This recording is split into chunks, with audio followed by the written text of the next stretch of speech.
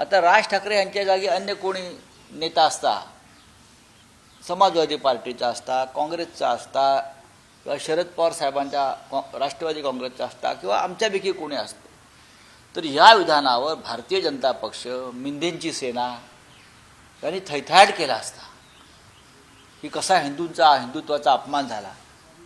आता बोला ना. मी राज ठाकरे यांच्या विधानावरती माझं मत व्यक्त करत नाही आहे काहीच. या प्रत्येकाच्या भावना आणि प्रत्येकाची मतं आहेत. त्यांना वाटलं ते बोलले, पण हे दुसरं कोणी बोलले असते तर यात भारतीय जनता पक्षाच्या ढोंगी हिंदुत्ववादाने थैथयाट केला असता. विशेषतः आमच्यापैकी जर कोणी असतं, काँग्रेसचं कोणी असतं, तर एवढ्याला रस्त्यावरती येऊन आमचे निषेधाचे मोर्चे काढले असते. राज ठाकरे आणि त्यांचा पक्ष हा भारतीय जनता पक्षाबरोबर काम करतो आहे, महायुतीबरोबर काम करतो आहे, देवेंद्र फडणवीस यांच्याबरोबर काम करतो आहे, एकनाथ शिंदे यांच्याबरोबर काम करतो आहे. त्याच्यामुळे राज ठाकरे यांच्या मताशी कदाचित हे दोन्ही प्रमुख पक्ष जे आहेत भाजप हे सहमत असतील.